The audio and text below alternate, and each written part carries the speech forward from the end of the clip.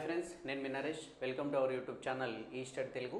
మరి మనం మన గత వీడియోలో ఒక 2 షిఫ్ట్లకు సంబంధించినటువంటి ఏమేమి మార్పులు అయితే ఫైనల్ కీలో జరిగింది, అంటే 19th డేట్ జరిగినటువంటి షిఫ్ట్ ఇది, అదేవిధంగా 23 డేట్ జరిగినటువంటి మార్నింగ్ షిఫ్ట్ ఇది ఆఫ్టర్నూన్ షిఫ్ట్ ఇది వీడియోస్ రూపంలో ఏ ప్రశ్నలు అయితే మార్పులు జరిగినాయో చూసుకోవడం జరిగింది. మరి ఈరోజు కూడా మనం ఆగస్టు 1 డేట్ నాడు, అంటే దాదాపు మన హెచ్జిటికి సంబంధించినటువంటి చివరి డేట్ అండి ఇది. ఈ రోజుతో హెచ్జిటికి సంబంధించినటువంటి పరీక్షలు అనేటివి ముగిసిపోవడం జరిగింది.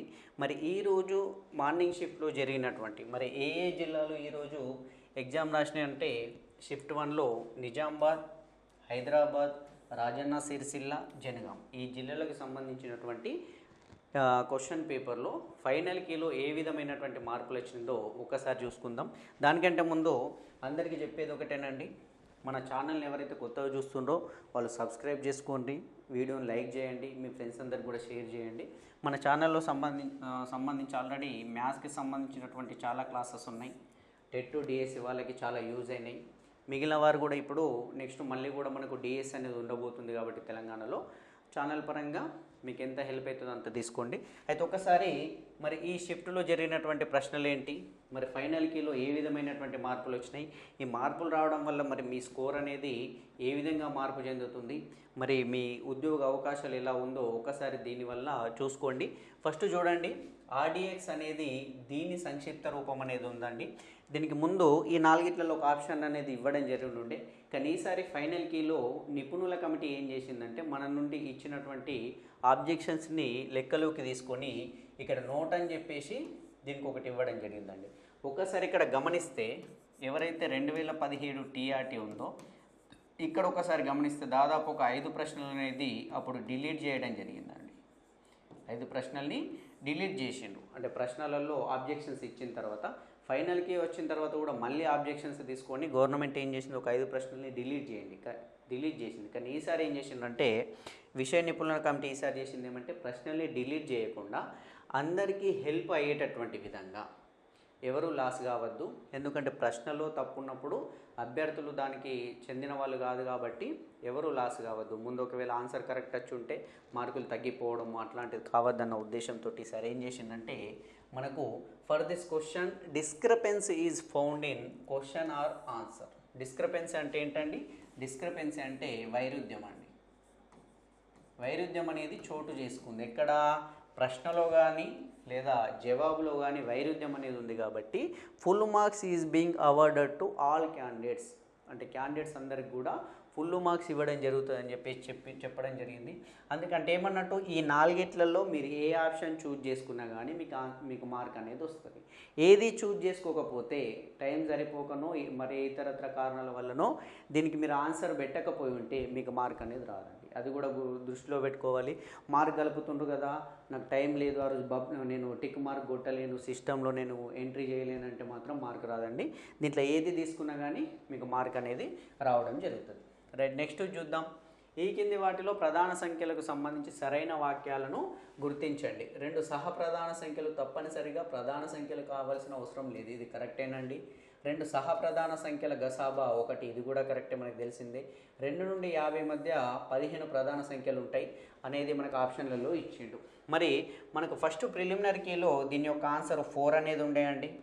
అంటే ఏంటి, ఏ అండ్ బి మాత్రమే కరెక్ట్ అని, ఏ అనేది బి అనేది కరెక్ట్ అని, సి అనే దాన్ని కరెక్ట్ కాదని చెప్పేసి మనకు అప్పుడు ఉండే. కాకపోతే మనకి ఇక్కడ అబ్జర్వ్ చేస్తే 2 నుండి 50 మధ్యలో ఉన్నప్పుడు మనం ఏమనుకున్నామంటే 2 తర్వాత ఉన్నటువంటి 3 నుండి 49 వరకు ఉన్నటువంటి ప్రధాన సంఖ్యలను లెక్కలోకి తీసుకొని అనుకున్నారు. కానీ దీంట్లో కూడా ఏమైంది, కొద్దిగా ప్రశ్న అనేది తికమక రూపంలో ఉందని చెప్పేసి, ఎందుకంటే 2 అనేది కూడా ప్రధాన సంఖ్య అవుతుంది, మనకు 2ను కలుపుకొనే 50 వరకు 15 ప్రధాన సంఖ్యలు ఉంటాయి కాబట్టి నిపుణుల కమిటీ సరే అభ్యర్థుల నుండి ఎక్కువ అబ్జెక్షన్స్ వచ్చినాయని చెప్పేసి దీంట్లో సిని కూడా కరెక్టే అని చేసేసి, అంటే మీరు ఆప్షన్ 4 పెట్టినా కరెక్టే, ఆప్షన్ 1 పెట్టినా కరెక్టే, ఏబిసి తీసుకున్నా కానీ మీకు కరెక్ట్ మార్క్ అని చెప్పేసి యాడ్ చేయడం జరిగింది. రైట్, నెక్స్ట్ చూద్దాం.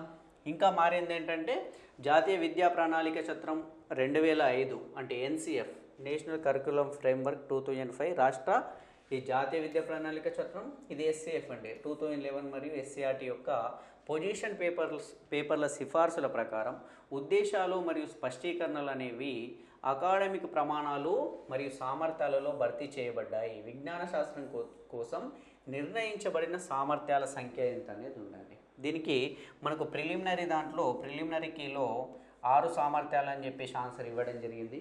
కానీ ఆబ్జెక్షన్స్ అనేది వెళ్ళిన తర్వాత నిపుణుల కమిటీ ఏం చేసింది, దీనికి సేమ్ అండి డిస్క్రిపెన్సీ ఉందని చెప్పేసి, వైరుధ్యం ఉందని చెప్పేసి అందరికీ ఫుల్గా మార్కులు యాడ్ చేయడం జరుగుతుంది. ఎవరైతే దీన్ని అటెంప్ట్ చేసిండ్రో వాళ్ళకి ఫుల్ మార్క్స్ అండి. అంటే 1, 2, 3, 4లలో మీరు ఏ ఆప్షన్ చూజ్ చేసుకున్నా కానీ మీకు మార్క్ అనేది రావడం జరుగుతుంది. రైట్, నెక్స్ట్ చూద్దాం.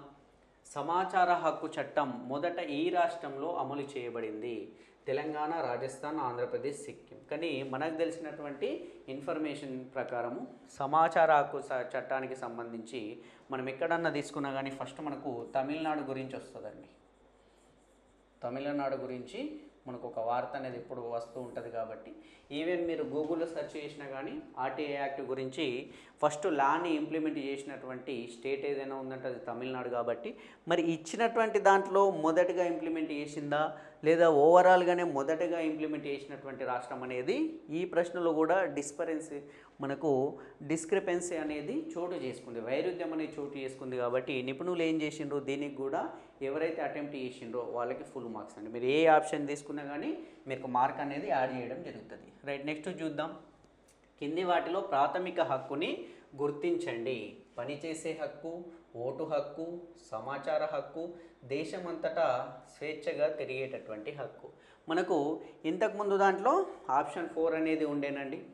ఆప్షన్ 4 అనేటటువంటిది ఉండే. ఈసారి ఏం చేసిందంటే సమాచార హక్కును కూడా కలిపి, అంటే ఆప్షన్ 3 చూజ్ చేసుకున్నా కానీ ఆప్షన్ 4ని చూజ్ చేసుకున్నా కానీ మీరు ఏది చూజ్ చేసుకున్నా మనకేమంటే 3 and 4 అయిందండి. ఇప్పుడు ఒకటి అనేది పెరిగింది. మీ 3 కానీ 4 కానీ ఏది చూజ్ చేసుకున్నా మీకు ఆన్సర్ అనేది కరెక్ట్ అని చెప్పేసి మీకు మార్క్ అనేది యాడ్ అవుతుంది. అదేవిధంగా ఇంకోటి చూడండి. ఐరోపాలో సముద్రాన్ని వెనక్కి నెట్టడానికి ఈ దేశ ప్రజలు డైక్స్ అని పిలువబడే కట్టలను నిర్మించడం తద్వారా సముద్రం నుండి చిన్న భాగాలను తిరిగి పొందారు. డైక్స్ అనేటటువంటి కట్టలను నిర్మించి సముద్రం నుండి చిన్న భాగాలను తిరిగి పొందినటువంటి దేశం వాళ్ళు ఎవరని అడిగిండండి. మనకు ఫస్ట్ దాంట్లో హాలాండ్ అనేది ఉండే అండి. ప్రిలిమినరీ కీలో ఆప్షన్ 2 పెట్టిన వాళ్ళకి కరెక్ట్ ఆన్సర్ అనేది ఇవ్వడం జరిగింది, మార్క్ యాడ్ చేయడం జరిగింది. ఈసారి ఏం చేసిందంటే ఆబ్జెక్షన్స్ని లెక్కలోకి తీసుకున్న తర్వాత నెదర్లాండ్స్ పెట్టిన వాళ్ళది కూడా కరెక్టేనండి. హాలాండ్ కానీ నెదర్లాండ్ కానీ ఈ రెండిట్లలో మీరు ఏ ఆప్షన్ చూజ్ చేసుకున్నా కానీ మీ ఆన్సర్ అనేది కరెక్ట్ అని చెప్పేసి నిపుణుల కమిటీ చెప్పడం జరిగింది. రైట్, నెక్స్ట్ చూద్దాం. క్లాస్ ఫ్రంట్ పద్ధతి, రొటేషన్ పద్ధతి మరియు డివిజన్ పద్ధతి ఈ సైన్స్ బోధనా పద్ధతిలో భాగము. దేంట్లో భాగం అని చెప్పేసి అడిగిందండి. ఇక్కడ మనకు ఈ ప్రశ్నకు సంబంధించి ఆప్షన్ చేంజ్ అయిపోయిందండి. ఫస్ట్ మనకి ఇచ్చినటువంటి దాని ప్రకారము ఉపన్యాస పద్ధతి అనేది ప్రిలిమినరీ కీలో కరెక్ట్ ఆన్సర్ ఉండే. మనకి ఇచ్చినటువంటి ప్రిలిమినరీ కీలో ఉపన్యాస పద్ధతి ఆప్షన్ 2 అనేది కరెక్ట్ ఆన్సర్ ఉండే. కానీ వాస్తవానికి ఇది ప్రయోగశాల పద్ధతి కాబట్టి, ల్యాబొరేటరీ మెథడ్ కాబట్టి ఇప్పుడు ఆప్షన్ని చేంజ్ చేసి ఆప్షన్ 2 నుండి ఆప్షన్ 3కి వచ్చిందండి. ఇక్కడ ఎవరైతే ముందు ఆప్షన్ 2 పెట్టి మార్క్ ఉన్నారో వాళ్ళు కోల్పోవడం జరుగుతుంది. ఎవరైతే 3 పెట్టి ముందు తక్కువ ఉందో వాళ్ళకు ఒక హాఫ్ మార్క్ అనేది పెరగడం జరుగుతుందండి. సో ఫ్రెండ్స్, అంటే ఇది కొందరికి లాభం అవుతుంది, కొందరికి నష్టం అవుతుంది. సరే, ఏది ఏమైనప్పటికీ మనకు ఉద్యోగం రావడం అనేది మనం కష్టపడే మట్టుకే ఉంటుందండి. మనం ఎగ్జామ్ రాసే మట్టుకే, రాసిన తర్వాత ఫలితం ఎట్లా వస్తుంది అనేది మన చేతుల్లో ఉండదు. అయినప్పటికీ ఫ్రెండ్స్, ఎవరు కూడా అధైర్యపడద్దు.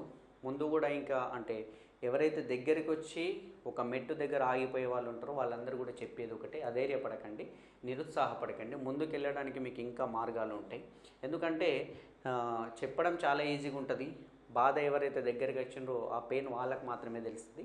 అయినప్పటికీ మన ఛానల్ అనేది మీకు ఎప్పుడు కూడా హెల్ప్ఫుల్గా ఉంటుంది. మ్యాథ్స్కి సంబంధించినటువంటి ఏది ఉన్నా కానీ మీకు ఇక్కడ అందించడం జరుగుతుంది.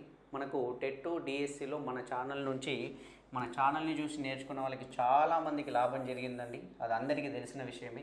వీడియో చూస్తున్న వాళ్ళు కూడా చాలామంది టెట్ రాసిన తర్వాత డిఎస్సి రాసిన తర్వాత మనకు పర్సనల్గా మెసేజ్ చేయడమో వాట్సాప్ చేయడమో అవన్నీ చేయడం జరిగింది. ఇప్పుడు కూడా నేను అనేది ఏమంటే తెలంగాణలో మళ్ళీ టీజీడిఎస్ అనేది మళ్ళీ ఉంది, దాదాపు 6,000 పోస్టులతోటి. కాబట్టి మళ్ళీ ఎగ్జిటి పోస్టులు ఉంటాయి. అందుకే మీ ప్రిపరేషన్ని దగ్గరికి వచ్చి ఎవరైతే ఆగిపోయేటట్టున్నారో ఇప్పుడు మనకు జిఆర్ఎల్ ఇవ్వడం జరుగుతుంది. జనరల్ ర్యాంకింగ్ లిస్ట్ అనేది ఇవ్వడం జరుగుతుంది. ఇది ఇచ్చిన తర్వాత కూడా దగ్గరకు వచ్చి ఒకవేళ మీరు వెనుకుంటే అధైర్యపడాల్సిన అవసరం లేదు, ముందుకు వెళ్ళండి. ప్రిపరేషన్ ఇప్పటి నుండే స్టార్ట్ చేసుకోండి. అంటే మనం బాధపడుతూ కూర్చుంటే నెక్స్ట్ అందుకోబోయేటటువంటి మన దాన్ని కూడా కోల్పోయేటటువంటి అవకాశం ఉంటుంది. కాబట్టి దాన్ని పక్కన పెట్టేసి చదవడానికి ప్రిపేర్. సో ఫ్రెండ్స్, అందరికీ ఆల్ ది బెస్ట్. ఎవరైతే కాబోయే టీచర్లు ఉన్నారో వాళ్ళందరికీ కూడా ముందుగానే అడ్వాన్స్ కంగ్రాచులేషన్స్ అండి.